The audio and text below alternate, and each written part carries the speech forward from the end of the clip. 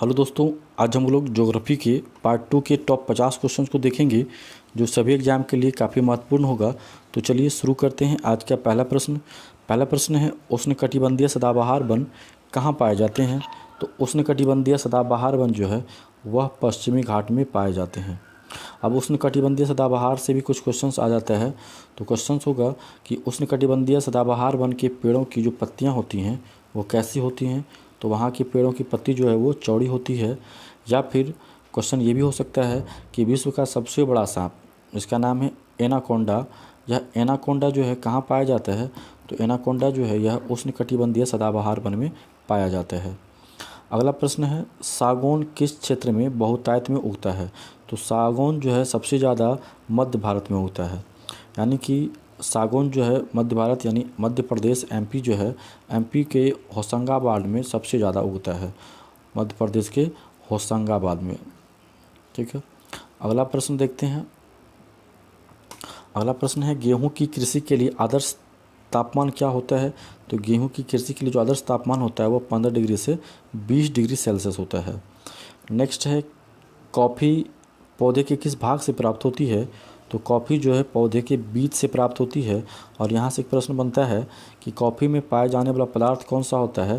तो कॉफ़ी में पाए जाने वाला पदार्थ जो है उसका नाम है कैफीन। अगला प्रश्न देखते हैं।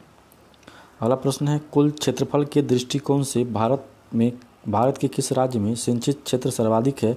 तो बात यहाँ क्षेत्रफल की हो रही है। तो क्षेत्रफल की दृष्टि से जो सर्वाधिक सिंचित क्षेत्र वाला जो राज्य है भारत में उसका नाम है उत्तर प्रदेश।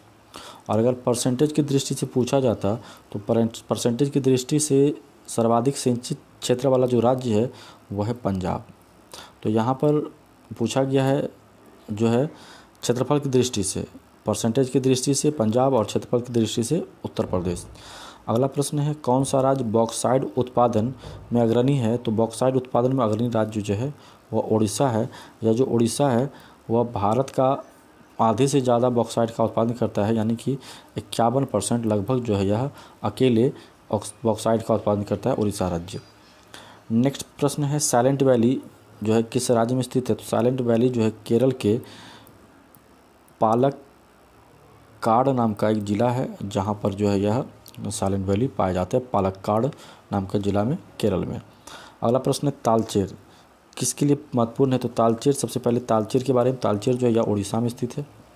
और यह जो है तालचेर जो है भारी जल संयंत्र के लिए महत्वपूर्ण है। नेक्स्ट प्रश्न है, सूती वस्त्र मिलों की सर्वाधिक संख्या कहाँ है। तो सूती वस्त्र मिलों की सर्वाधिक संख्या जो है महाराष्ट्र में है।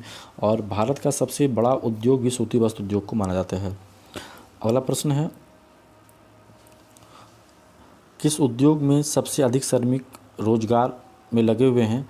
तो सबसे ज़्यादा श्रमिक को रोजगार जो मिला है वह सूती वस्त्र उद्योग में मिला है।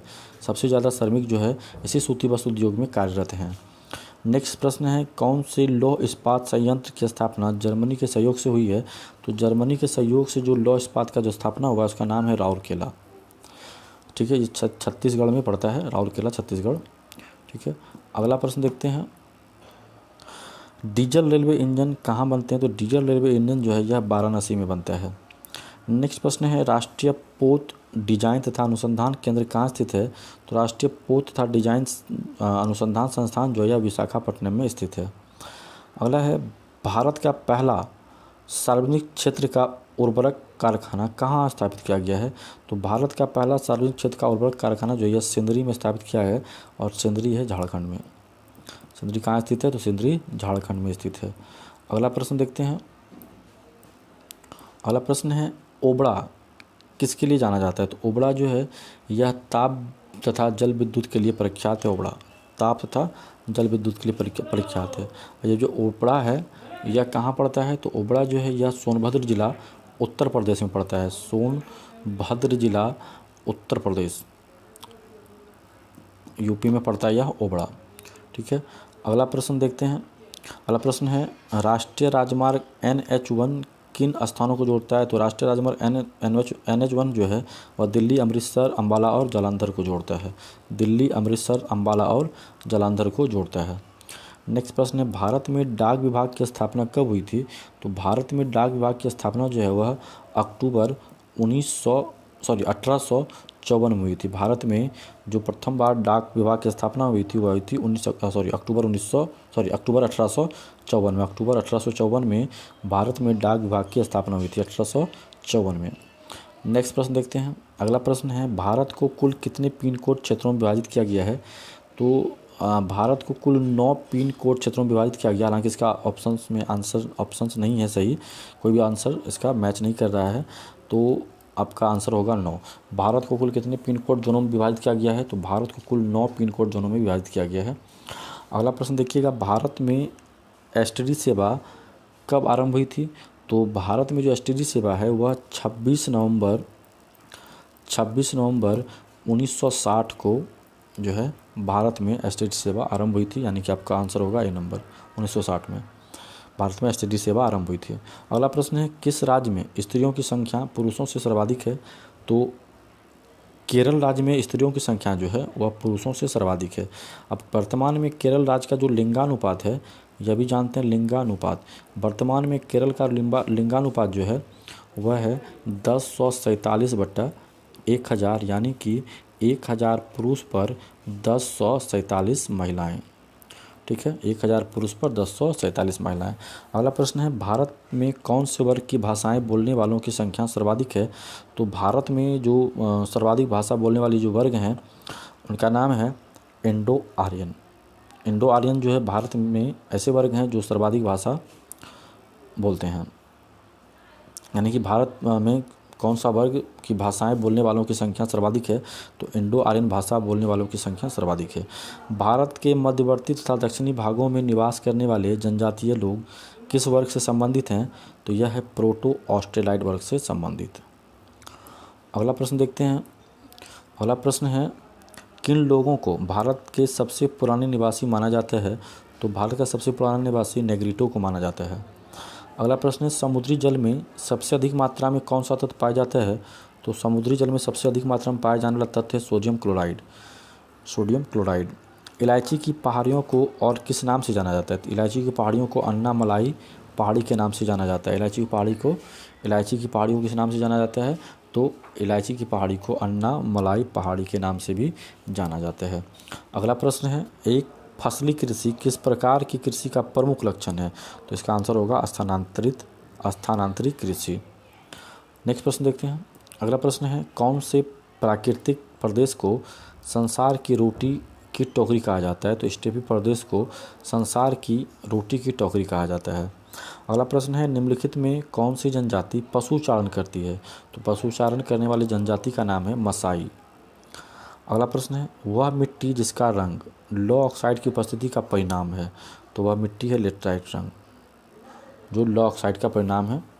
नेक्स्ट प्रश्न देखते हैं। अगला प्रश्न है, डंकन पास किसके मध्य स्थित है? तो डंकन पास जो है वह दक्षिणी और छोटा अंडमान के बीच में स्थित है। नेक्स्ट प्रश्न है। अगला प्रश्न, अंडमान और निकोबार द्वीप समूह एक दूसरे से किससे पृथक होते हैं? तो अंडमान और निकोबार द्वीप समूह को अलग करने वाली जो डिग्री चैनल है उसका नाम है 10 डिग्री चैनल। 10 डिग्री चैनल यानी कि 10 डिग्री चैनल। ठीक है। अगला प्रश्न है, हिमालय के सर्वोच्च शिखर माउंट एवरेस्ट की ऊंचाई क्या है? तो माउंट एवरेस्ट की ऊंचाई जो है वह 8848 मीटर और हिमालय कहाँ स्थित है? नेपाल में स्थित है।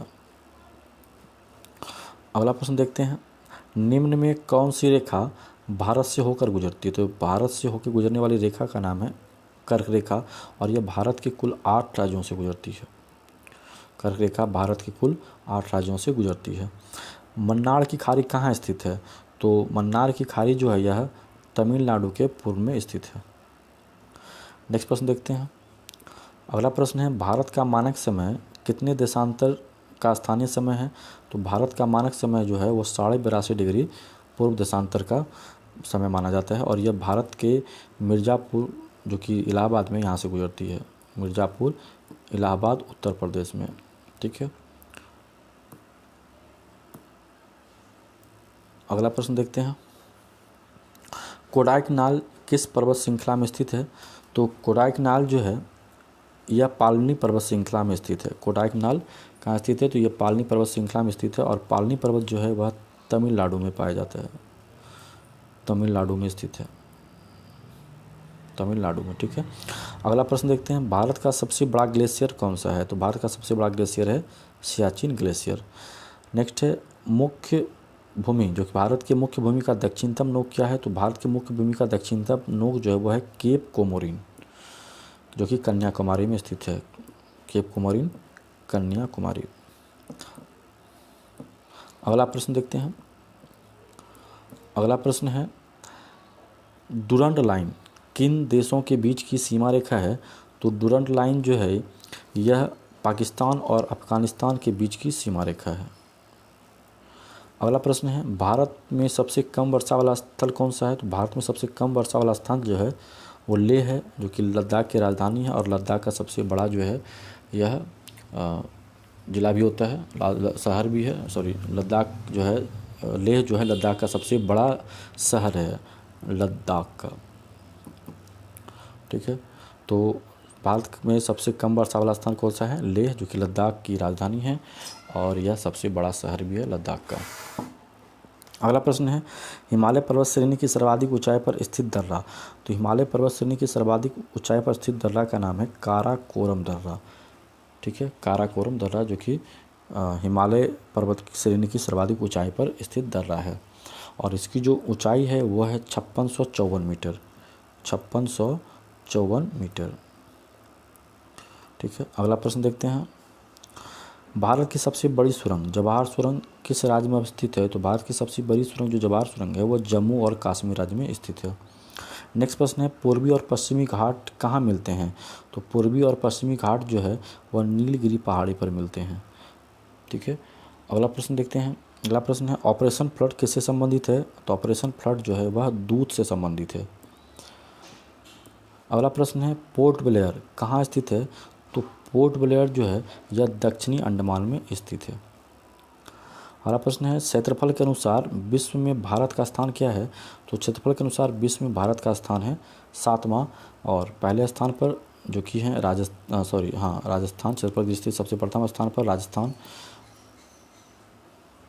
माफ़ करिएगा, क्षेत्रफल की दृष्टि से जो है सबसे जो बड़ा राज्य है वह है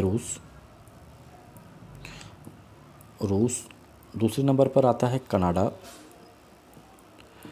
तीसरे नंबर पर आता है चीन, चौथे नंबर पर आता है यूएसए, पाँचवें नंबर पर आता है ब्राज़ील और छठे नंबर पर आता है ऑस्ट्रेलिया और सातवें नंबर पर आता है जो कि अपना भारत है और आठवें नंबर पर आता है अर्जेंटीना, ठीक है। ध्यान रखिएगा, क्षेत्रफल की दृष्टि से विश्व में प्रथम स्थान पर रूस है, दूसरे स्थान पर कनाडा, तीसरे स्थान पर चीन, चौथे में यूएसए, पाँचवें में ब्राज़ील और छठे में ऑस्ट्रेलिया और सातवें में भारत और आठवां जो कि अर्जेंटीना है।